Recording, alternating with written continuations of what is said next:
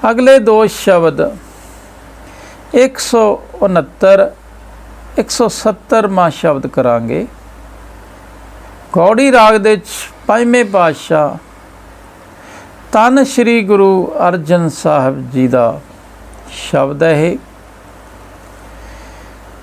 गौड़ी महला पंजवा गौड़ी राग है। पंजवें पातशाह जी की ये गौड़ी राग दे विच बाणी है।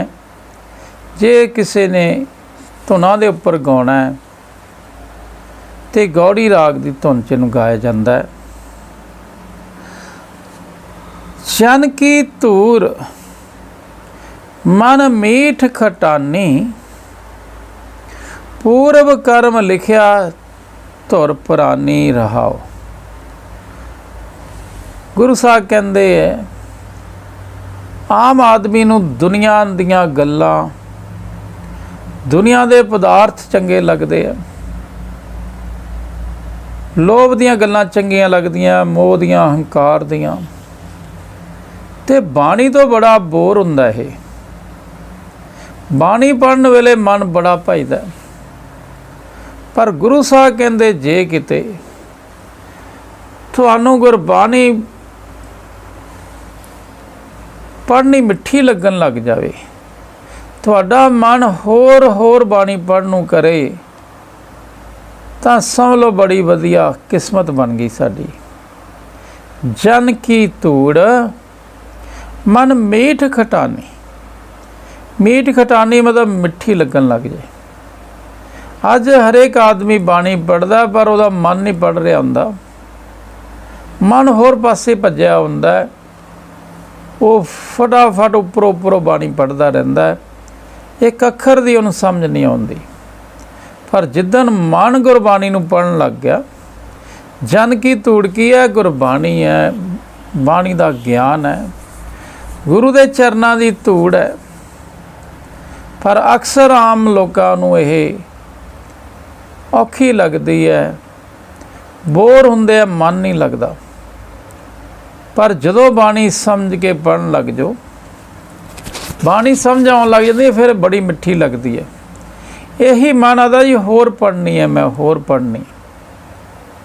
तुसीं अपने आप ग्रंथ साहब पढ़ना शुरू कर लोगे, पर कला जपजी साहब ते ना रुकीए, रागां दी बाणी पढ़नी शुरू करिए। बड़ी सरल है, बड़ी सौखी है। जदों रागां दी बाणी नूं समझांगे फिर जपजी साहब समझ आऊगा। इस तरह गुरु साहब कहते जिहड़े गुरसिख नूं गुरु की धूड़, गुरु की बाणी चंगी लगन लग जाती है। पूरब कर्म लिखिया धुर पुरानी, गुरु साहब कहते सुन लो तुहाडी किस्मत खुल गई, तुहाडा लेख खुल गए। जे तुहानूं गुरु दे चरनां दी धूड़ मिठी लगन लग गई, गुरबाणी मिठी लगी। जो गुरबाणी मिठी लगन लगती है, वकार अपने आप निकलने शुरू हो जाते, अपने आप मन शांत होना शुरू हो जाता जदों बाणी मिठी लगन लग गई। पर बाणी उदों ही मिठी लगूगी जदों असीं इहनूं समझांगे, इहदे ते विचारांगे। पढ़ पढ़ गड्ढे लद्दरों हट गए, बाणी नूं विचारन लग गए, समझन लग गए, अपने आप मिठी लगती है। मन होर पढ़न नूं जी करदा है। जे नहीं समझ आऊगी फिर बोर होगा, फिर नहीं पढ़ूगा। इस करके साडे सारिਆਂ ਦੀ किस्मत खुल सकती है। आओ सब तो पहला सरल बाणी पढ़िया करिए। सरल बाणी नौवें पातशाही की सारी बाणी सब तो सरल है। उस तो बाद सुखमनी साहब की बाणी बड़ी सरल है, आनंद साहब की बाणी बड़ी सरल है, रहरास भी बड़ी सरल बाणी है। पर असी रट्टे लाने हैं, समझते नहीं, विचारते नहीं। जिन्ना चिर बाणी नूं नहीं विचारांगे उन्ना चिर साडा फायदा नहीं होगा। विद्या विचारी तां परोपकारी। गुरु साहब ने इहनूं एक एक शब्द नूं, एक एक लाइन नूं चंगी तरह विचारो, की कुछ कहा जा रहा है, इहदी डंगाई तक जाओ, ਗੁਰੂ ਸਾਹਿਬ ਨੇ ਥੋੜ੍ਹੇ ਸ਼ਬਦਾਂ 'ਚ ਬਹੁਤ ਜ਼ਿਆਦਾ ਕੁਝ ਸਮਝਾਇਆ ਹੁੰਦਾ। ਇਸ ਕਰਕੇ ਸਾਨੂੰ ਗੁਰੂ ਦੇ ਚਰਨਾਂ ਦੀ ਧੂੜ, ਗੁਰਬਾਣੀ ਬੜੀ ਮਿੱਠੀ ਲੱਗਣੀ ਚਾਹੀਦੀ ਹੈ। ਮਿੱਠੀ ਲੱਗਣ ਲੱਗ ਜਾਂਦੀ ਹੈ ਜਦੋਂ ਸਮਝ ਆਉਂਦੀ ਹੈ, ਪਰ ਸਮਝਣ ਦੀ ਕੋਸ਼ਿਸ਼ ਕਰਾਂਗੇ ਤਾਂ ਆਊਗੀ, ਬਾਣੀ 'ਤੇ ਵਿਚਾਰਾਂ ਕਰਾਂਗੇ ਤਾਂ ਆਊਗੀ, ਅਤੇ ਸਾਡੀ ਸਭ ਦੀ ਕਿਸਮਤ ਖੁੱਲ੍ਹ ਸਕਦੀ ਹੈ। ਅਹਿਮਦ ਮਨ ਪੂਰ ਥਿਥਾਈ, ਸਾਧ ਧੂਰ ਕਰ ਸੁਧ ਮੰਜਾਈ। ਅਹਿਮਦ ਮਤਲਬ ਹਉਮੈ ਵਾਲੀ ਬੁੱਧੀ, ਮਨ ਦੀ ਤਿਥਾਈ। ਗੁਰੂ ਸਾਹਿਬ ਕਹਿੰਦੇ ਸਭ ਤੋਂ ਮਾੜੀ ਮੱਤ ਹਉਮੈ ਵਾਲੀ ਮੱਤ ਹੈ।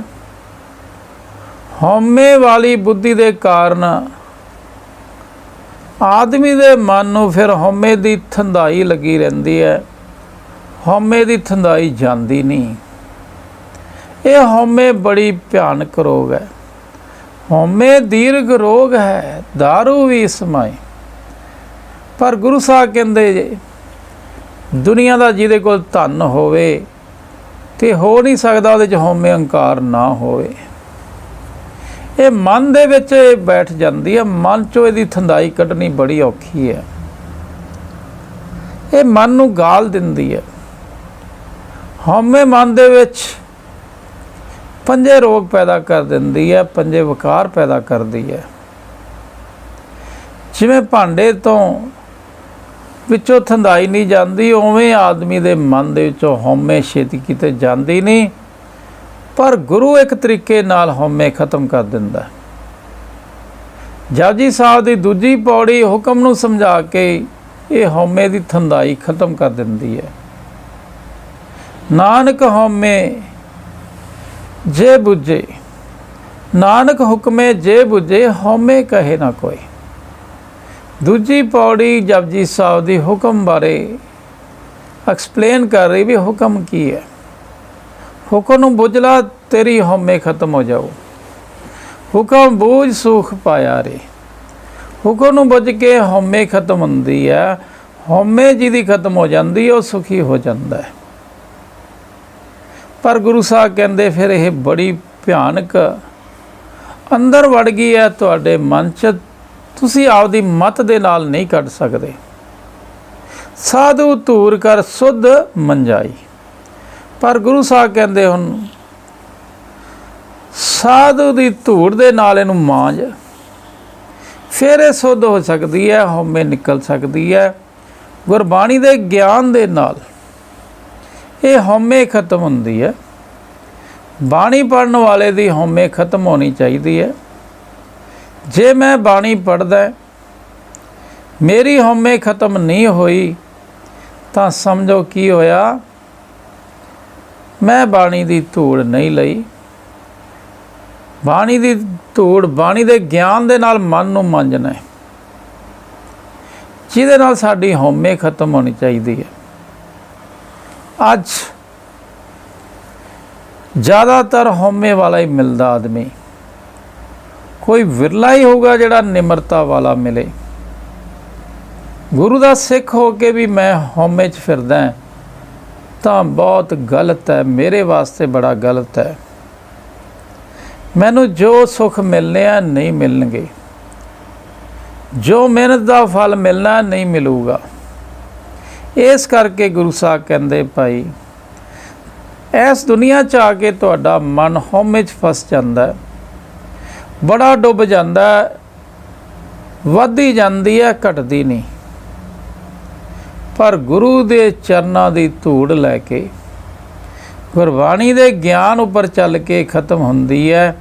ਹੁਣ ਆਓ ਅਸੀਂ ਦੇਖੀਏ ਸਾਡੀ ਹਉਮੈ ਕਿੰਨੀ ਖਤਮ ਹੋਈ ਹੈ। ਅਸੀਂ ਬਾਣੀ ਪੜ੍ਹ ਕੇ ਨਿੰਦਾ ਕਰਨੀ ਕਿੰਨੀ ਕੁ ਛੱਡੀ ਹੈ। ਇਹਨਾਂ ਚੀਜ਼ਾਂ ਨਾਲ ਹੀ ਸਾਨੂੰ ਅੱਗੇ ਫਲ ਮਿਲਣਾ ਹੈ।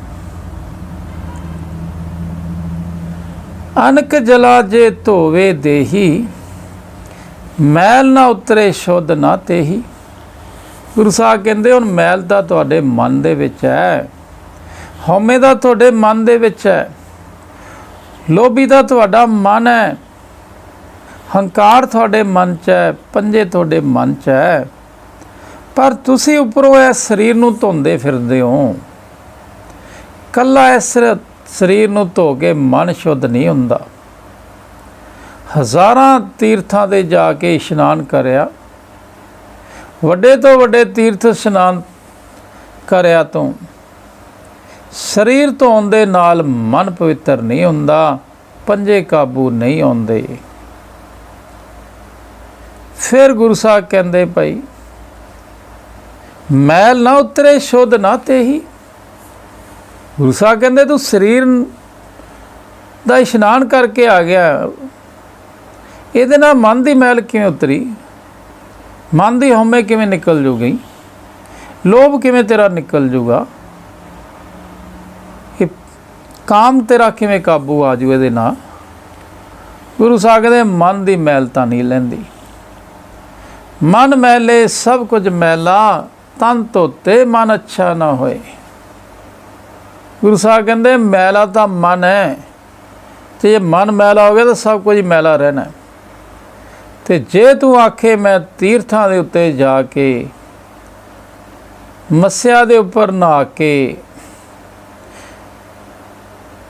ਇਹ ਮਨ ਦੀ ਮੈਲ ਨਹੀਂ ਜਾ ਸਕਦੀ, ਸ਼ੁੱਧ ਨਹੀਂ ਹੋ ਸਕਦਾ, ਇਹ ਤਾਂ ਤੈਨੂੰ ਗੁਰਬਾਣੀ ਦੇ ਗਿਆਨ 'ਚ ਨਹਾਉਣਾ ਪੈਣਾ।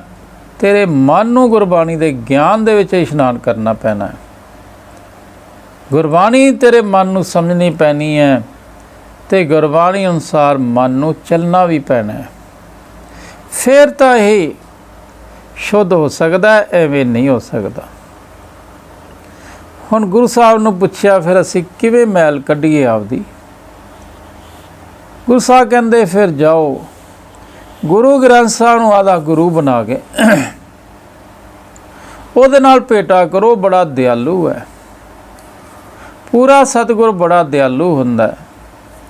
ਜਦੋਂ ਮਰਜ਼ੀ ਜਾਓ ਉਹਦੇ ਕੋਲੇ, ਉਦੋਂ ਹੀ ਤਰੁੱਠ ਕੇ ਉਹ ਸਾਨੂੰ ਸਮਝਾਉਂਦੇ ਆ। ਗੁਰੂ ਸਾਹਿਬ ਫਿਰ ਕੀ ਕਹਿੰਦੇ? ਸਤਿਗੁਰ ਭੇਟਿਓ ਸਦਾ ਕਿਰਪਾਲ, ਹਰ ਸਿਮਰ ਸਿਮਰ ਕਾਟਿਆ ਭਉ ਕਾਲ। ਗੁਰੂ ਸਾਹਿਬ ਕਹਿੰਦੇ ਹੁਣ ਤੁਸੀਂ ਮਨ ਦੀ ਮੈਲ ਉਤਾਰਨੀ ਹੈ। ਹੁਣ ਦਿਆਲੂ ਜਿਹੜਾ ਗੁਰੂ ਹੈ ਸਦਾ ਦਿਆਲੂ ਹੈ, ਕਿਰਪਾਲੂ ਹੈ। ਗੁਰੂ ਗ੍ਰੰਥ ਸਾਹਿਬ ਸਾਰਾ ਦਿਨ ਸਾਡੀ ਵੇਟ ਕਰਦੇ ਹੈ, ਪ੍ਰਕਾਸ਼ਮਾਨ ਹੋ ਕੇ ਬੈਠਦੇ ਹੈ, ਪਰ ਕੋਈ ਭੇਟਾ ਕਰ ਨਹੀਂ ਜਾਂਦਾ। ਭੇਟਾ ਕੀ ਹੁੰਦੀ ਹੈ? ਗੁਰੂ ਨਾਲ ਗੱਲਾਂ ਬਾਤਾਂ, ਸਵਾਲ ਜਵਾਬ, ਗੋਸ਼ਟ ਕਰਨੀ, ਵਿਚਾਰ ਵਟਾਂਦਰਾ ਕਰਨਾ, ਪਾਠ ਸਿੱਖਣਾ, ਕੋਈ ਸਿੱਖਿਆ ਸਿੱਖਣੀ, ਉਪਦੇਸ਼ ਲੈਣੇ। ਹੁਣ ਗੁਰੂ ਗ੍ਰੰਥ ਸਾਹਿਬ ਸਤਿਗੁਰ ਹੈ ਤੇ ਦਿਆਲੂ ਵੀ ਬਹੁਤ ਹੈ। ਜਦੋਂ ਮਰਜ਼ੀ ਅਸੀਂ ਗੁਰਬਾਣੀ ਪੜ੍ਹ ਸਕਦੇ ਹਾਂ, ਉਹਦੇ ਨਾਲ ਗੱਲਾਂ ਕਰ ਸਕਦੇ ਹਾਂ, ਪਰ ਵੇਖਣਾ ਵੀ ਮੇਰੇ ਗੁਰੂ ਨੇ ਕੀ ਕਹਿ ਦਿੱਤਾ। ਸ਼ਬਦ ਮੈਂ ਪੜ੍ਹਿਆ, ਮੈਨੂੰ ਕੀ ਕਿਹਾ। ਭੇਟਾ ਹੋਣੀ ਚਾਹੀਦੀ ਹੈ, ਗੱਲਬਾਤ ਹੋਣੀ ਚਾਹੀਦੀ ਹੈ, ਗੋਸ਼ਟ ਹੋਣੀ ਚਾਹੀਦੀ ਹੈ। ਤੇ ਪੂਰਾ ਸਤਿਗੁਰ ਦਿਆਲੂ ਵੀ ਹੁੰਦਾ, ਪਰ ਨਕਲੀ ਗੁਰੂ ਹੈ ਜਿਹੜਾ ਉਹ ਨਹੀਂ ਮਿਲਦਾ ਛੇਤੀ ਕਿਤੇ। ਗੁਰੂ ਗ੍ਰੰਥ ਸਾਹਿਬ ਘਰੇ ਵੀ ਆ ਜਾਂਦੇ। ਗੁਰੂ ਘਰ ਜਾਓ, ਉੱਥੇ ਵੀ ਜਾ ਕੇ ਜਦੋਂ ਮਰਜ਼ੀ ਬਾਣੀ ਪੜ੍ਹੀ ਜਾਓ, ਬਾਣੀ ਸਮਝ ਲਓ, ਕੋਈ ਨਹੀਂ ਰੋਕਦਾ। ਇਹ ਸਦਾ ਕਿਰਪਾਲੂ ਹੁੰਦਾ ਸਤਿਗੁਰੂ, ਪਰ ਭੇਟਾ ਕੋਈ ਵਿਰਲਾ ਕਰਦਾ, ਗੁਰੂ ਨਾਲ ਮਿਲਾਪ ਕੋਈ ਵਿਰਲਾ ਕਰਦਾ। ਗੁਰੂ ਨੂੰ ਪਾਉਣਾ ਪੈਂਦਾ, ਗੁਰੂ ਤੋਂ ਵਾਰਨੇ ਕਰਨੇ ਪੈਂਦੇ ਆ, ਗੁਰੂ ਨੂੰ ਸਿਰ ਦੇਣਾ ਪੈਂਦਾ। ਗੁਰੂ ਨੂੰ ਸਿਰ ਦੇ ਕੇ ਭੇਟਾ ਕਰਨੀ ਹੁੰਦੀ ਹੈ। ਗੁਰੂ ਦਾ 100% ਕਹਿਣਾ ਮੰਨਣਾ ਹੁੰਦਾ, ਉੱਥੇ ਭੇਟਾ ਬਣਦੀ ਹੈ। ਫਿਰ ਗੁਰੂ ਕਿਵੇਂ ਸਾਡੀ ਫਿਰ ਮੈਲ ਕੱਢਦਾ? ਹਰ ਸਿਮਰ ਸਿਮਰ ਕਾਟਿਆ ਭਉ ਕਾਲ ਕਾ। ਫਿਰ ਪੂਰਾ ਗੁਰੂ ਸਾਨੂੰ ਹਰੀ ਪਰਮਾਤਮਾ ਬਾਰੇ ਦੱਸਦਾ ਵੀ ਉਹ ਕੌਣ ਹੈ, ਕਿਵੇਂ ਉਹਨੇ ਸਾਰਾ ਸੰਸਾਰ ਬਣਾਇਆ, ਕਿਵੇਂ ਇਹ ਸਾਰੀ ਦੁਨੀਆ ਚੱਲ ਰਹੀ ਹੈ, ਤੇ ਉਹਦਾ ਸਿਮਰਨ ਕਰਨਾ ਸਿਖਾਉਂਦਾ ਹੈ, ਉਹਨੂੰ ਯਾਦ ਕਰਨਾ ਸਿਖਾਉਂਦਾ ਹੈ, ਉਹਦੀਆਂ ਸਿਫਤਾਂ ਕਰਨੀਆਂ ਸਿਖਾਉਂਦਾ ਹੈ, ਕਣ ਕਣ 'ਚ ਵਸਦਾ ਪਰਮਾਤਮਾ ਵਿਖਾਉਂਦਾ ਹੈ। ਜਿਵੇਂ ਜਿਵੇਂ ਗੁਰਬਾਣੀ ਸਮਝ ਕੇ ਸਾਨੂੰ ਪਰਮਾਤਮਾ ਦੀ ਸਮਝ ਆਉਂਦੀ ਹੈ, ਤੇ ਉਹਦੀ ਯਾਦ ਆਉਣੀ ਸ਼ੁਰੂ ਹੋ ਜਾਂਦੀ ਹੈ, ਸਿਮਰਨਾ ਸ਼ੁਰੂ ਹੋ ਜਾਂਦਾ ਤੇ ਉਹ ਸਿਮਰਨ ਦੇ ਨਾਲ ਸਾਡਾ ਸਾਰੇ ਡਰਾਂ ਦਾ ਕਾਲ, ਹਉਮੈ ਖਤਮ ਹੋ ਜਾਂਦੀ ਹੈ, ਪੰਜੇ ਕਾਬੂ ਆ ਜਾਂਦੇ ਆ, ਸਾਰੇ ਡਰ ਖਤਮ ਹੋ ਜਾਂਦੇ ਆ, ਮਨ ਸ਼ਾਂਤ ਹੋ ਜਾਂਦਾ, ਤ੍ਰਿਪਤ ਹੋ ਜਾਂਦਾ। ਮੁਕਤ ਭੁਗਤ ਜੁਗਤ ਹਰ ਨਾਉ, ਪ੍ਰੇਮ ਭਗਤ ਨਾਨਕ ਗੁਣ ਗਾਓ। ਗੁਰੂ ਸਾਹਿਬ ਕਹਿੰਦੇ ਭਾਈ ਤੁਸੀਂ ਹੁਣ ਬੰਦੀ ਹੋ ਗਏ ਆ, ਪੰਜਾਂ ਵਿਕਾਰਾਂ ਨੇ ਤੁਹਾਨੂੰ ਬੰਨੀ ਬਣਾ ਲਿਆ, ਹਉਮੈ ਨੇ ਤੁਹਾਨੂੰ ਬੰਨ ਲਿਆ, ਇੱਕੋ ਹੀ ਹੁਣ ਮੁਕਤੀ ਦੀ ਜੁਗਤ ਹੈ, ਪੰਜਾਂ ਤੋਂ ਮੁਕਤ ਹੋਣ ਦੀ ਇੱਕ ਜੁਗਤ ਹੈ। ਪਰਮਾਤਮਾ ਦੇ ਨਾਲ ਪਿਆਰ ਬਣ ਜਾਵੇ, ਪਰਮਾਤਮਾ ਦਾ ਨਾਮ ਹੀ ਇੱਕ ਜੁਗਤ ਹੈ,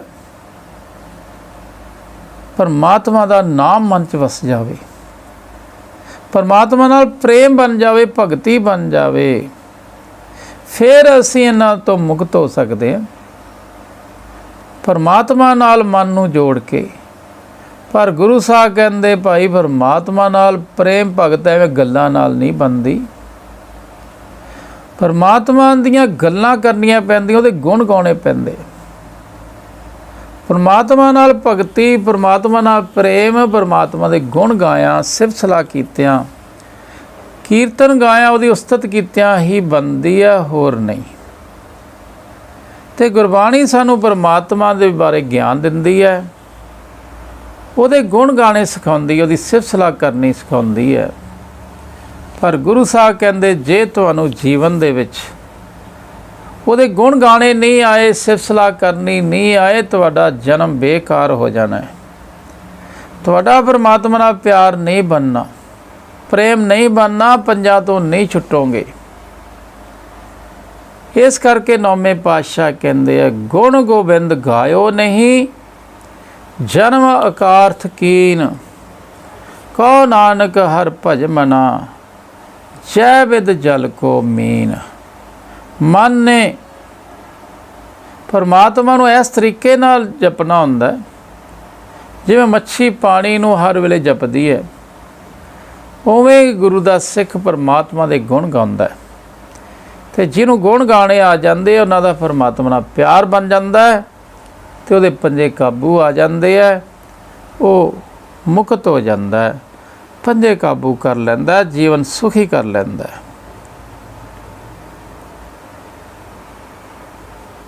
ਗੌੜੀ ਮਹਿਲਾ ਪੰਜਵਾਂ।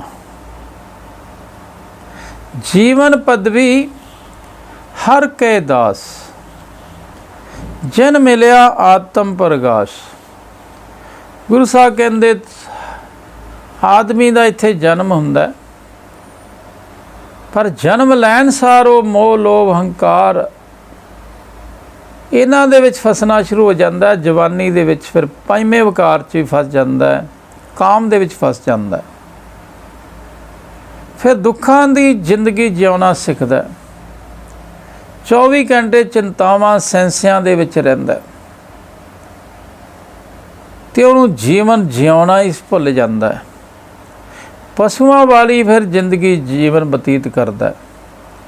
ਪਰ ਗੁਰੂ ਸਾਹਿਬ ਕਹਿੰਦੇ ਜੇ ਤੁਸੀਂ ਮੇਰੇ ਆਖੇ ਲੱਗ ਜਾਓ ਤੁਹਾਨੂੰ ਵਧੀਆ ਜੀਵਨ ਜਿਉਣਾ ਆ ਸਕਦਾ, ਜੀਵਨ ਪਦਵੀ ਪਾ ਸਕਦੇ ਹੋ, ਪਾਤਸ਼ਾਹ ਵਾਂਗੂ ਆਪਦੀ ਜ਼ਿੰਦਗੀ ਬਤੀਤ ਕਰ ਸਕਦੇ ਹੋ। ਪਰ ਇੱਕ ਕੰਮ ਕਰਨਾ ਪਊਗਾ, ਹਰ ਕੇ ਦਾਸ ਬਣਨਾ ਪੈਂਦਾ। ਹਰ ਕੀ ਹੈ, ਉਹਦੇ ਦਾਸ ਕਿਵੇਂ ਬਣਿਆ ਜਾਂਦਾ, ਇਹ ਅਸੀਂ ਖੋਜਣਾ ਹੈ। ਜੀਵਨ ਪਦਵੀ ਹਰ ਕੇ ਦਾਸ। ਜਿਹੜੇ ਗੁਰੂ ਗ੍ਰੰਥ ਸਾਹਿਬ ਦੀ ਬਾਣੀ ਨੂੰ ਸਮਝ ਕੇ ਪਰਮਾਤਮਾ ਨੂੰ ਸਭ ਥਾਂ ਵਸਦਾ ਦੇਖ ਲੈਂਦੇ ਆ, ਉਹਦੇ ਗੁਣ ਗਾਉਂਦੇ ਰਹਿੰਦੇ ਆ, ਉਹਦਾ ਆਸਰਾ ਲੈਂਦੇ ਆ, ਉਹਦੇ ਦਾਸ ਬਣੇ ਰਹਿੰਦੇ ਆ, ਉਹਨਾਂ ਨੂੰ ਫਿਰ ਬੜਾ ਵਧੀਆ ਜੀਵਨ ਜਿਉਣਾ ਆ ਜਾਂਦਾ, ਕਿਉਂਕਿ ਉਹਨਾਂ ਦਾ ਮਨ ਸ਼ਾਂਤ ਹੋ ਜਾਂਦਾ, ਤ੍ਰਿਪਤ ਹੋ ਜਾਂਦਾ, ਪੰਜੇ ਉਹਨਾਂ ਦੇ ਕਾਬੂ ਆ ਜਾਂਦੇ ਆ, ਫਿਰ ਉਹ ਬੜੇ ਵਧੀਆ ਜੀਵਨ ਬਤੀਤ ਕਰਦਾ ਹੈ। ਪਰ ਜਿਨ ਮਿਲਿਆ ਆਤਮ ਪ੍ਰਗਾਸ਼, ਪਰ ਗੁਰੂ ਸਾਹਿਬ ਕਹਿੰਦੇ ਐਵੇਂ ਨਹੀਂ, ਹਰ ਕਾ ਦਾਸ ਕਹਿਣ ਦੇ ਨਾਲ ਨਹੀਂ ਬਣ ਜਾਂਦਾ। ਰਾਮ ਦਾ ਦਾਸ, ਹਰ ਦਾ ਦਾਸ ਗੁਰੂ ਸਾਹਿਬ ਨੇ ਕਿਹਾ ਪਰਮਾਤਮਾ ਦੇ ਨਾਲ ਮਿਲਿਆ ਹੋਇਆ ਆਦਮੀ, ਪਰ ਜਿਨ ਮਿਲਿਆ ਆਤਮ ਪ੍ਰਗਾਸ। ਪਰ ਗੁਰੂ ਸਾਹਿਬ ਕਹਿੰਦੇ ਭਾਈ ਜਿਹੜੇ ਗੁਰੂ ਨੂੰ ਮਿਲ ਕੇ ਅੰਦਰੋਂ ਚਾਨਣ ਹੋ ਜਾਂਦਾ, ਜਿਨ੍ਹਾਂ ਨੂੰ ਪੂਰੀ ਸਮਝ ਆ ਜਾਂਦੀ, ਉਹ ਹਰ ਦੇ ਦਾਸ ਬਣ ਸਕਦੇ। ਆਤਮਾ ਦਾ ਪ੍ਰਕਾਸ਼ ਮਿਲਦਾ ਅੰਦਰੋਂ, ਪਹਿਲਾਂ ਚਾਨਣ ਹੁੰਦਾ, ਅਗਿਆਨਤਾ ਦਾ ਹਨੇਰਾ ਖਤਮ ਹੁੰਦਾ, ਆਪਦੀ ਮੱਤ ਖਤਮ ਹੁੰਦੀ ਹੈ, ਗੁਰੂ ਦੀ ਮੱਤ ਆਉਂਦੀ ਹੈ। ਪਰ ਪਹਿਲਾਂ ਗੁਰੂ ਨੂੰ ਮਿਲਣਾ ਪੈਂਦਾ ਹੈ, ਗੁਰੂ ਨੂੰ ਮਿਲ ਕੇ ਗਿਆਨ ਲੈਣਾ ਪੈਂਦਾ ਹੈ, ਪਰਮਾਤਮਾ ਨੂੰ ਸਮਝਣਾ ਪੈਂਦਾ ਹੈ, ਉਹਦੀ ਬਣਾਈ ਦੁਨੀਆ ਨੂੰ ਸਮਝਣਾ ਪੈਂਦਾ ਹੈ। ਫਿਰ ਉਹ ਪਰਮਾਤਮਾ ਦੇ ਨਾਲ ਮਿਲ ਜਾਂਦਾ ਹੈ, ਫਿਰ ਉਹ ਅਸਲੀ ਵਧੀਆ ਜੀਵਨ ਬਤੀਤ ਕਰਦਾ ਹੈ, ਦਾਸਾਂ ਦਾ ਦਾਸ ਬਣਦਾ ਹੈ। ਪਰ ਪਹਿਲਾਂ ਗੁਰੂ ਦਾ ਮਿਲਾਪ ਹੈ, ਗੁਰੂ ਤੋਂ ਗਿਆਨ ਲੈਣਾ ਪੈਂਦਾ ਹੈ। ਫਿਰ ਰਹਾਉ 'ਚ ਗੁਰੂ ਸਾਹਿਬ ਕਹਿੰਦੇ ਹਰ ਕਾ ਸਿਮਰਨ ਸੁਨ ਮਨ ਕਾਨੀ, ਸੁਖ ਪਾਵੇ ਹਰ ਦਰਗਹਿ, ਸੁਖ ਪਾਵੇ ਹਰ ਦੁਆਰ ਪਰਾਨੀ। ਰਹਾਉ ਗੁਰੂ ਸਾਹਿਬ ਸਾਨੂੰ ਹਰੇਕ ਨੂੰ ਸਮਝਾ ਰਹੇ ਹੈ, ਅਸੀਂ ਕੇਵਲ ਪ੍ਰਾਣੀ ਆ, ਆਦਮੀ ਹੈ, ਕੋਈ ਸਾਡੀ ਜਾਤ ਨਹੀਂ, ਪਾਤ ਨਹੀਂ, ਕੋਈ ਅਮੀਰ ਨਹੀਂ, ਗਰੀਬ ਨਹੀਂ, ਇੱਥੇ ਸਿਰਫ ਇਨਸਾਨ ਹੈ। ਕੁਝ ਸਮੇਂ ਵਾਸਤੇ ਆਏ ਹੈ, ਪਰਮਾਤਮਾ ਨੇ ਸਾਨੂੰ ਆਹ ਸਰੀਰ ਦਿੱਤਾ ਹੈ, ਸਾਸ ਮਾਸ ਉਸ ਪਰਮਾਤਮਾ ਦਾ, ਤੇ ਅਸੀਂ ਕੇਵਲ ਪ੍ਰਾਣੀ ਹੈ। ਗੁਰੂ ਸਾਹਿਬ ਕਹਿੰਦੇ ਹੇ ਆਦਮੀ, ਹੇ ਪ੍ਰਾਣੀ, ਮੈਂ ਤੈਨੂੰ ਸਮਝਾ ਰਿਹਾ, ਜੇ ਤੂੰ ਸਮਝੇਂਗਾ ਤਾਂ ਹੀ ਮੇਰਾ ਸਿੱਖ ਹੈ, ਨਹੀਂ ਤਾਂ ਨਹੀਂ। ਤੂੰ ਇਸ ਦੁਨੀਆ 'ਚ ਦੁਖੀ ਹੋ ਰਿਹਾ ਤੇ ਸੁੱਖ ਪਾ ਸਕਦਾ, ਪਰ ਇੱਕ ਤੈਨੂੰ ਕੰਮ ਕਰਨਾ ਪਊ, ਪਰਮਾਤਮਾ ਦੇ ਦਰ 'ਤੇ ਜਾਣਾ ਪਊ, ਉਹਦਾ ਤੈਨੂੰ ਸਿਮਰਨ ਜ਼ਬਾਨ ਦੇ ਨਾਲ ਕਰਨਾ ਪਊ, ਕੰਨਾਂ ਨਾਲ ਸੁਣਨਾ ਪਊ, ਫਿਰ ਮਨ ਸੁਣੂਗਾ। ਹੇ ਮੇਰੇ ਮਨ, ਤੂੰ ਪਰਮਾਤਮਾ ਦਾ ਸਿਮਰਨ ਸੁਣਿਆ ਕਰ, ਬੋਲਿਆ ਕਰ, ਕੰਨਾਂ ਨਾਲ ਸੁਣਿਆ ਕਰ, ਤੇ ਪਰਮਾਤਮਾ ਨਾਲ ਤੇਰਾ ਪਿਆਰ ਬਣ ਜਾਊ, ਤੇ ਤਾਂ ਤੂੰ ਸੁਖੀ ਹੋ ਸਕਦਾ, ਐਵੇਂ ਨਹੀਂ ਹੋ ਸਕਦਾ। ਪਰਮਾਤਮਾ ਦੇ ਦਰ 'ਤੇ ਪਹੁੰਚੇਗਾ, ਸੱਚਾ ਨਾਮ ਮੇਰਾ ਆਧਾਰੋ ਕਰੇਗਾ, ਤਾਂ ਸੁਖੀ ਹੋਏਗਾ। ਜੇ ਹਰ ਵੇਲੇ ਹਰੀ ਪਰਮਾਤਮਾ ਦਾ ਸਿਮਰਨ ਕਰਨਾ ਸਿੱਖੇਗਾ, ਉਹਦੇ ਨਾਲ ਰਹਿਣਾ ਸਿੱਖੇਗਾ, ਤਾਂ ਸੁਖ ਪਾ ਸਕਦਾ। ਇਸ ਕਰਕੇ ਸਾਡਾ ਮਨ ਨੇ ਪਰਮਾਤਮਾ ਦਾ ਸਿਮਰਨ ਕਰਨਾ, ਉਹ ਸਿਮਰਨ ਹੀ ਸਭ ਕੁਝ ਹੈ, ਉਹੀ ਸੁੱਖਾਂ ਦੀ ਮਨੀ ਹੈ। ਸੁਖ ਮਨੀ ਸੁਖ ਅੰਮ੍ਰਿਤ ਪ੍ਰਭ ਨਾਮ, ਪਰਮਾਤਮਾ ਦਾ ਨਾਮ ਹੀ ਸੁੱਖਾਂ ਦੀ ਮਨੀ ਹੈ, ਪਰਮਾਤਮਾ ਦਾ ਨਾਮ ਹੀ ਅੰਮ੍ਰਿਤ ਹੈ। ਤੇ ਗੁਰੂ ਨੂੰ ਮਿਲ ਕੇ ਪਰਮਾਤਮਾ ਦਾ ਨਾਮ ਮਿਲਦਾ, ਨਾਮ ਸੁਣਨਾ ਹੁੰਦਾ, ਗਾਉਣਾ ਹੁੰਦਾ, ਮਨ 'ਚ ਵਸਾਉਣਾ ਹੁੰਦਾ, ਤੇ ਪਰਮਾਤਮਾ ਦੇ ਨਾਲ ਹਰ ਵੇਲੇ ਜੁੜਨਾ ਹੁੰਦਾ, ਹਰ ਵੇਲੇ ਪਰਮਾਤਮਾ ਯਾਦ ਆਉਣਾ ਚਾਹੀਦਾ। ਜਦੋਂ ਹਰ ਵੇਲੇ ਯਾਦ ਆਊਗਾ ਤਾਂ ਸੁਖੀ ਹੋ ਸਕਦੇ ਹਾਂ, ਉਂਝ ਨਹੀਂ ਹੋ ਸਕਦੇ ਸੀ। ਫਿਰ ਗੁਰੂ ਸਾਹਿਬ ਲਾਸਟ ਪਦੇ 'ਚ ਕਹਿੰਦੇ ਹੈ, ਆਠ ਪਹਿਰ ਧਿਆਈਏ ਗੋਪਾਲ, ਨਾਨਕ ਦਰਸ਼ਨ ਦੇਖ ਨਿਹਾਲ। ਗੁਰੂ ਸਾਹਿਬ ਕਹਿੰਦੇ ਹੁਣ ਤੁਸੀਂ ਜੇ ਸੁਖ ਪਾਉਣਾ ਚਾਹੁੰਦੇ ਹੋ, ਪਰਮਾਤਮਾ ਦਾ ਸਿਮਰਨ ਕਰਨਾ ਸਿੱਖਣਾ ਚਾਹੁੰਦੇ ਹੋ, ਸੁਖੀ ਤਾਂ ਹੋਵੋਗੇ ਜੇ ਪਰਮਾਤਮਾ ਦਾ ਸਿਮਰਨ ਕਰਨਾ ਸਿੱਖੋਗੇ। ਪਰ ਪਰਮਾਤਮਾ ਨੂੰ ਧਿਆਉਣਾ ਵੀ, ਸਿਮਰਨਾ ਵੀ ਅੱਠੇ ਪਹਿਰ ਆ, 24 ਘੰਟੇ। ਪਰ ਇਹ ਟ੍ਰੇਨਿੰਗ ਤਾਂ ਆਉਂਦੀ ਹੈ ਜੇ ਗੁਰੂ ਦੇ ਦਰਸ਼ਨ ਕਰੀਏ। ਪਹਿਲਾਂ ਗੁਰੂ ਦੇ ਦਰਸ਼ਨ ਕਰਨੇ ਪੈਂਦੇ, ਗੁਰੂ ਫਿਰ ਸਾਨੂੰ ਪਰਮਾਤਮਾ ਸਭ ਥਾਂ ਵਸਦਾ ਦਿਖਾ ਦਿੰਦਾ। ਪਹਿਲਾਂ ਗੁਰੂ ਦੇ ਦਰਸ਼ਨ, ਬਾਣੀ ਸਮਝਣੀ ਪੈਂਦੀ ਹੈ ਵੱਧ ਤੋਂ ਵੱਧ, ਬਾਣੀ ਨੂੰ ਸਮਝ ਕੇ ਪਰਮਾਤਮਾ ਸਭ ਥਾਂ ਵਸਦਾ ਦਿਸਣ ਲੱਗ ਜਾਂਦਾ, ਸਮਝ ਆ ਜਾਂਦੀ ਹੈ। ਫਿਰ ਉਸ ਗੋਪਾਲ ਨੂੰ ਹਰ ਵੇਲੇ ਯਾਦ ਕਰਨਾ ਬੜਾ ਸੌਖਾ ਹੋ ਜਾਂਦਾ ਹੈ। ਜਿੱਧਰ ਅਸੀਂ ਵੇਖਦੇ ਹਾਂ ਉੱਧਰ ਹੀ ਸਾਨੂੰ ਉਹ ਮਹਿਸੂਸ ਹੁੰਦਾ ਰਹਿੰਦਾ। ਮਹਿਸੂਸ ਹੋਣਾ ਹੀ ਸਿਮਰਨ ਹੈ, ਉਹਦੀ ਯਾਦ ਆਉਣੀ ਹੀ ਸਿਮਰਨ ਹੈ। ਫਿਰ ਹੌਲੀ ਹੌਲੀ ਅੱਠੇ ਪੈਰ ਦੇ ਉੱਪਰ ਆਦਮੀ ਚਲਾ ਜਾਂਦਾ, ਅੱਠੇ ਪੈਰ ਪਰਮਾਤਮਾ ਚੇਤੇ ਆਉਣ ਲੱਗ ਜਾਂਦਾ। ਪਰ ਇਹ ਇੱਕ ਜੁਗਤ ਹੈ, ਸ਼ੁਰੂਆਤ ਹੈ। ਗੁਰੂ ਦੇ ਨਾਲ ਭੇਟਾ ਕਰਨੀ ਪੈਂਦੀ ਹੈ। ਸਾਨੂੰ ਸਾਰੇ ਰਾਗਾਂ ਦੀ ਬਾਣੀ ਸਮਝਣ ਵਾਸਤੇ ਪੜ੍ਹਨੀ ਪਊ, ਕਮਾਉਣੀ ਪਊ। ਫਿਰ ਬਾਣੀ ਸਾਨੂੰ ਅੱਠੇ ਪੈਰ ਪਰਮਾਤਮਾ ਦਾ ਸਿਮਰਨ ਕਰਨਾ ਸਿਖਾਉਂਦੀ ਹੈ। ਪਰ ਪਹਿਲਾਂ ਉਹਦੀ ਹੋਂਦ ਵਿਖਾਉਂਦੀ ਹੈ, ਕਣ ਕਣ 'ਚ ਵਸਦਾ ਦਿਖਾਉਂਦੀ ਹੈ। ਜਿੰਨਾ ਚਿਰ ਸਾਨੂੰ ਆ ਸੱਚ ਜਗਾ ਸੱਚ ਪਰਮਾਤਮਾ ਜੋ ਏਕਮ ਹੈ, ਜੋ ਸਭ 'ਚ ਵਸ ਰਿਹਾ, ਸਭ ਨੂੰ ਬਣਾਇਆ, ਉਹ ਸਭ 'ਚ ਵਸਦਾ ਮਹਿਸੂਸ ਹੋਊਗਾ। ਉਹ ਪਰ ਗੁਰੂ ਦੇ ਗਿਆਨ ਦੇ ਰਾਹੀਂ ਮਨ ਨੇ ਮਹਿਸੂਸ ਕਰਨਾ ਹੈ। ਹੁਣ ਸਭ ਥਾਂ ਵਸਦਾ ਦੇਖ ਲੈਂਦਾ ਹੈ। ਫਿਰ ਇਹਦੇ ਅੱਠੇ ਪੈਰ ਉਹਦਾ ਸਿਮਰਨ ਹੋ ਜਾਂਦਾ ਹੈ। ਹਰ ਵੇਲੇ ਇਹਨੂੰ ਪਰਮਾਤਮਾ ਨੂੰ ਇਹ ਮਨ ਯਾਦ ਰੱਖਦਾ ਹੈ। ਜਦੋਂ ਹਰ ਵੇਲੇ ਪਰਮਾਤਮਾ ਯਾਦ ਆਉਣ ਲੱਗ ਗਿਆ, ਫਿਰ ਆਦਮੀ ਨਿਹਾਲ ਹੋ ਜਾਂਦਾ ਹੈ। ਉਹਦਾ ਮਨ ਹੈ ਖਿੜਿਆ ਰਹਿੰਦਾ ਹੈ, ਉਹਦਾ ਮਨ ਰੱਜ ਜਾਂਦਾ ਹੈ, ਬੰਦੇ ਉਹਦੇ ਕਾਬੂ ਆ ਜਾਂਦੇ ਆ, ਉਹ ਸਦਾ ਵਿਗਾਸ 'ਚ ਰਹਿੰਦਾ ਹੈ। ਹੁਣ ਅਸੀਂ ਨਿਹਾਲ ਕਿਉਂ ਨਹੀਂ ਹੋਏ? ਕਿਉਂਕਿ ਨਾ ਅਸੀਂ ਗੁਰੂ ਦੇ ਦਰਸ਼ਨ ਕੀਤੇ, ਨਾ ਗੁਰੂ ਦਾ ਕਹਿਣਾ ਮੰਨਿਆ, ਨਾ ਸਾਨੂੰ ਸਿਮਰਨ ਕਰਨਾ ਆਇਆ, ਨਾ ਸਾਨੂੰ ਹਰੀ ਪਰਮਾਤਮਾ ਦੀ ਸਮਝ ਆਈ। ਉਹ ਕੌਣ ਹੈ, ਕਿੱਥੇ ਰਹਿੰਦਾ ਹੈ, ਕਣ ਕਣ 'ਚ ਕਿਵੇਂ ਵਸਦਾ ਹੈ। ਪਰ ਬਾਣੀ ਪੜ੍ਹ ਕੇ ਸਾਰੀ ਕਲੀਅਰ ਹੋ ਜਾਂਦੀ ਹੈ। ਹਰੇਕ ਚੀਜ਼ ਦਾ ਗਿਆਨ ਆ ਜਾਂਦਾ, ਬੁੱਧੀ ਆ ਜਾਂਦੀ ਹੈ। ਆਓ ਅਸੀਂ ਵੱਧ ਤੋਂ ਵੱਧ ਗੁਰੂ ਤੋਂ ਗਿਆਨ ਲੈਣਾ ਹੈ, ਬੁੱਧੀ ਲੈਣੀ ਹੈ, ਫਿਰ ਉਹ 'ਤੇ ਅਮਲ ਕਰਨਾ ਹੈ। ਜੋ ਬਾਣੀ ਕਹੂ ਅਸੀਂ ਉਹੀ ਕਰਨਾ ਹੈ। ਅਤੇ ਬਾਣੀ ਕੇਵਲ ਸਾਨੂੰ ਇੱਕੋ ਕੰਮ ਕਹਿੰਦੀ ਹੈ ਵੀ ਦੁਨੀਆ ਦਾ ਮਾਲਕ ਹੈ ਜਿਹੜਾ ਗੋਪਾਲ ਹੈ, ਹਰੀ ਪ੍ਰਭੂ ਇੱਕੋ ਹੈ। ਉਹਨੂੰ ਹਰ ਵੇਲੇ ਯਾਦ ਕਰਨਾ ਸਿੱਖ ਲਓ। ਬਾਣੀ ਤੁਹਾਨੂੰ ਸਿਖਾ ਰਹੀ ਹੈ, ਸਮਝਾ ਰਹੀ ਹੈ। ਪਰ ਕੋਈ ਵਿਰਲੇ ਹੀ ਹੈ ਜਿਹੜੇ ਇਸ ਲੈਵਲ 'ਤੇ ਜਾਂਦੇ ਆ। ਵਿਰਲੇ ਹੀ ਹੈ ਜਿਹੜੇ ਅੱਠੇ ਪੈਰ ਪਰਮਾਤਮਾ ਗੋਪਾਲ ਨੂੰ ਧਿਆਉਣਾ ਸਿੱਖ ਲੈਂਦੇ ਆ। ਪਰ ਸਿੱਖਦੇ ਕਿਹੜੇ ਆ? ਜਿਹੜੇ ਉਹਦੇ ਦਰਸ਼ਨ ਕਰਦੇ ਆ, ਜਿਹੜੇ ਭਾਈ ਕਨ੍ਹਈਆ ਵਾਂਗੂ ਸਭ ਥਾਂ ਨੂੰ ਵਸਦਾ ਦੇਖਦੇ ਆ।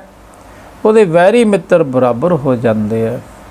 ਉਹਨਾਂ ਨੂੰ ਹਰ ਵੇਲੇ ਪਰਮਾਤਮਾ ਯਾਦ ਆਉਣ ਲੱਗ ਜਾਂਦਾ। ਉਦੋਂ ਫਿਰ ਇਹ ਮਨ ਤ੍ਰਿਪਤ ਹੋ ਜਾਂਦਾ, ਮਨ ਸ਼ਾਂਤ ਹੋ ਜਾਂਦਾ, ਰੱਜ ਜਾਂਦਾ, ਸੁਖ ਆ ਜਾਂਦੇ ਆ। ਪਰ ਗੁਰੂ ਤੋਂ ਵਾਰ ਨਹੀਂ ਕਰਨਾ ਪੈਂਦਾ, ਗੁਰੂ ਤੋਂ ਆਪਦੇ ਆਪ ਨੂੰ ਕੁਰਬਾਨ ਕਰਨਾ ਪੈਂਦਾ। ਆਓ ਅਸੀਂ ਸਾਰੇ ਰਲ ਕੇ ਗੁਰੂ ਗ੍ਰੰਥ ਸਾਹਿਬ ਜੀ ਨੂੰ ਗੁਰੂ ਮੰਨ ਕੇ ਇਹਦੇ ਤੋਂ ਕੁਰਬਾਨ ਹੋਈਏ, ਗੁਰੂ ਤੋਂ ਵਾਰ ਨਹੀਂ ਕਰੀਏ। ਹੇ ਗੁਰੂ ਗ੍ਰੰਥ ਸਾਹਿਬ, ਤੁਸੀਂ ਸਾਡੇ ਗੁਰੂ ਹੋ। ਅੱਜ ਤੋਂ ਅਸੀਂ ਤੁਹਾਡਾ ਹੀ ਕਹਿਣਾ ਮੰਨਾਂਗੇ, ਜੋ ਤੁਸੀਂ ਕਹੋਗੇ ਉਹੀ ਹੀ ਕਰਾਂਗੇ। ਇਹ ਵਾਰਨੇ ਹੁੰਦਾ, ਬਲਹਾਰ ਹੁੰਦਾ ਗੁਰੂ ਦਾ ਕਹਿਣਾ ਮੰਨਣ ਦਾ, ਪਾਬੰਦ ਹੋਣਾ, ਗੁਰੂ ਨੂੰ ਤਨ ਮਨ ਵੇਚ ਦੇਣਾ, ਸਿਰ ਵੀ ਵੇਚ ਦਿਓ ਗੁਰੂ ਸਾਹਿਬ ਕਹਿੰਦੇ। ਫਿਰ ਤੁਸੀਂ ਗੁਰੂ ਮੁਤਾਬਕ ਚੱਲ ਸਕਦੇ ਹੋ। ਪੱਕਾ ਇਰਾਦਾ ਬਣਾਉਣਾ ਪੈਂਦਾ, ਫਿਰ ਅਸੀਂ ਬਾਣੀ ਅਨੁਸਾਰ ਚੱਲ ਸਕਦੇ ਹਾਂ, ਨਹੀਂ ਤਾਂ ਨਹੀਂ ਚੱਲ ਸਕਦੇ। ਜੇ ਬਾਣੀ ਅਨੁਸਾਰ ਨਹੀਂ ਚੱਲਾਂਗੇ, ਸੁਖੀ ਨਹੀਂ ਹੋਵਾਂਗੇ, ਉਸ ਮੰਜ਼ਿਲ 'ਤੇ ਨਹੀਂ ਪਹੁੰਚਿਆ ਜਾਣਾ, ਅੱਠੇ ਪੈਰ ਸਿਮਰਨ ਕਰਨਾ ਨਹੀਂ ਆਊਗਾ, ਅਸੀਂ ਸਫਲ ਨਹੀਂ ਹੋਵਾਂਗੇ, ਨਿਹਾਲ ਨਹੀਂ ਹੋਵਾਂਗੇ। ਆਓ ਸਾਰੇ ਰਲ ਕੇ ਬਾਣੀ 'ਤੇ ਵੱਧ ਤੋਂ ਵੱਧ ਵਿਚਾਰਾ ਕਰੀਏ, ਬਾਣੀ ਅਨੁਸਾਰ ਚੱਲਣ ਦੀ ਕੋਸ਼ਿਸ਼ ਕਰੀਏ। ਸੋ ਸਾਧ ਸੰਗਤ ਜੀ, ਉਸ ਮਾਲਕ ਦੀ ਕਿਰਪਾ ਦੇ ਨਾਲ ਅਸੀਂ ਆ 4 ਸ਼ਬਦਾਂ 'ਤੇ ਵਿਚਾਰ ਕੀਤੀ ਹੈ, ਇਹਨੂੰ ਸਮਝਣ ਦੀ ਕੋਸ਼ਿਸ਼ ਕੀਤੀ ਹੈ। ਪਰ ਵਿਚਾਰ ਕਰਦਿਆਂ ਤੋਂ, ਬਾਣੀ ਪੜ੍ਹਦਿਆਂ ਤੋਂ ਹੋਈਆਂ ਅਨੇਕਾਂ ਗਲਤੀਆਂ, ਭੁੱਲਾਂ ਚੁੱਕਾਂ ਸਾਧ ਸੰਗਤ ਜੀ ਅਣਜਾਣ ਜਾਣ ਕੇ ਬਖਸ਼ ਲੈਣਾ, ਬਖਸ਼ ਲੈਣਾ। ਭੁੱਲਣਹਾਰ ਹੈ ਸਾਧ ਸੰਗਤ ਬਖਸ਼ਣਯੋਗ ਹੈ। ਪਰ ਬਾਣੀ 'ਤੇ ਸਾਨੂੰ ਵਿਚਾਰ ਜ਼ਰੂਰ ਕਰਨੀ ਪੈਣੀ ਹੈ। ਚਾਹੇ ਭੁੱਲਾਂ ਕਰੀਏ, ਆਪੇ ਪਰਮਾਤਮਾ ਬਖਸ਼ ਲੈਂਦਾ ਹੈ, ਸੋਝੀ ਬਖਸ਼ ਦਿੰਦਾ ਹੈ, ਸਾਰੀ ਸਮਝ ਆ ਜਾਂਦੀ ਹੈ ਜੇ ਕੋਸ਼ਿਸ਼ ਕਰੀਏ। ਸੋ ਇਹਨਾਂ ਕਹਿੰਦੇ ਖਿਮਾ ਦੇ ਜਾਚਕ ਹਾਂ। ਵਾਹਿਗੁਰੂ ਜੀ ਕਾ ਖਾਲਸਾ, ਵਾਹਿਗੁਰੂ ਜੀ ਕੀ ਫਤਿਹ। ਪਾਤੇ